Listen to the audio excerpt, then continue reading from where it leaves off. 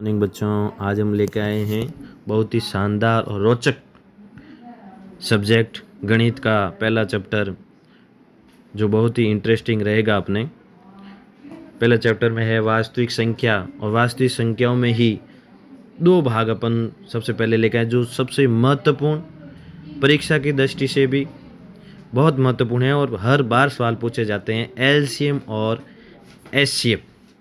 इन दोनों के बारे में इस पार्ट में हम संपूर्ण जानकारी लेंगे और आप ध्यान से देखना। वीडियो अच्छा लगे तो ज़रूर आप सब्सक्राइब, लाइक ज़रूर करना, शेयर करना, ताकि अधिक से अधिक लोगों के पास पहुँचे। हमारे इसी चैनल पर विज्ञान के भी चैप्टर अपलोड करके हैं, उनको भी ध्यान से देखें, ताकि बोर्ड के एग्ज़ाम में आपको अधिक से अधिक अंक प्राप्त हो सके। आज हम कक्षा 10 के गणित का जो पहला चैप्टर है, वास्तविक संख्या,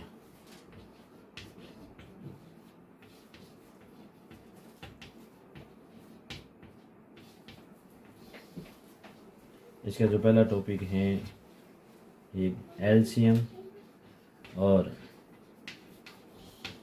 एचसीएफ। एलसीएम का मतलब होता है लघुत्तम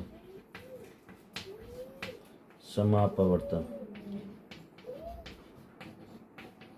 तक, और एचसीएफ का पूरा नाम होता है महत्तम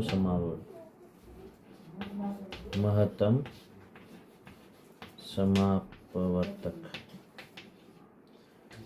ये दो मेन अपने परीक्षा में आने वाले सवाल हैं। पहले अपन बात करें जो एलसीएम का। एलसीएम किसे कहते हैं?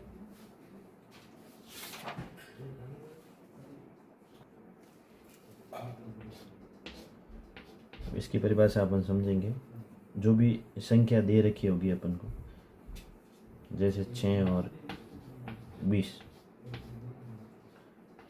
6 के गुणनफल करेंगे, 6, 2 का भाग 6 में कितनी बार? 3 बार, 3, 1, ये हो गए 6 के गुणनफल। 20 के गुणनफल करने हैं, 20, 2, 10, 2, 5, 5, 1। तो इन दोनों के गुणनफल आए 6, 2 के 2, 3, 20 के आए 2, 2 और 5। एलसीएम में क्या होगा कि जो भी संख्या दे रखी है, उन संख्या में जो अभाज्य गुणनखंड है, ये अभाज्य सब गुणनखंड है जो आगे विभाजित नहीं होते, उन अभाज्य गुणनखंड के जो बड़ी घात हैं, सबसे बड़ी घात है ना, ये 2 बार है तो 2 का स्क्वायर, 3 एक बार है, 3 एक बार, और 5 एक बार। अब एक बार है तो इनकी बड़ी घातें एक ही हुई। तो अब जब एलसीएम की बात करेंगे तो इन संख्याओं में जो अभाज्य गुणनखंड है, उनकी बड़ी घातें 1, 2, 3, 3 संख्या है। इसमें बड़ी घात कौन सी है? 2 की, 2 × 3 है ना। तो अपन बात करेंगे 2 × 3, तो 2 की घात 2। अब इनमें से 2, 2, 5 है। अब इनकी बात करेंगे तो बड़ी घातें, तो बड़ी घातें कौन सी हैं? 2 की घात 2, 3 × 5। तो इनके क्या हो गए? ये 6 के क्या हो गए? एलसीएम हो गए। अब आगे बात करते हैं अपन। अब बात करें तो अपन एलसीएम में 6 और 20 का जो एलसीएम है। अब एलसीएम की जो परिभाषा बात करेंगे ना, कि जो संख्या दे रखी हैं, संख्याओं में जो अभाज्य गुणनखंड हैं, जो आगे विभाजित नहीं होते, ये और ये संख्याओं में अभाज्य जो गुणनखंड है, गुणनखंड की बड़ी घात, बड़ी घातों का गुणनफल क्या कहलाता है? लघुत्तम समापवर्तन, है ना। तो जो 6 का अगर अपन को कह दिया जाए कि लघुत्तम समापवर्तन ज्ञात कीजिए 6 और 20 का।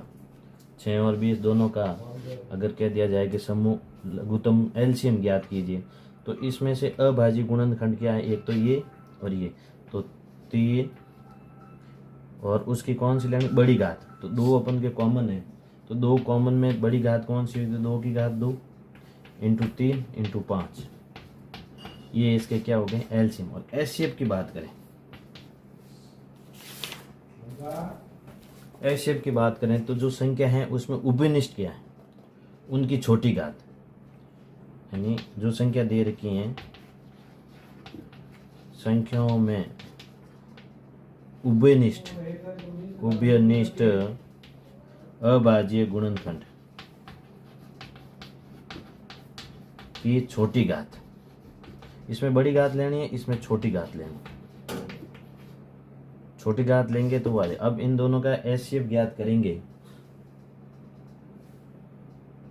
अब हम बात करेंगे एचसीएफ की।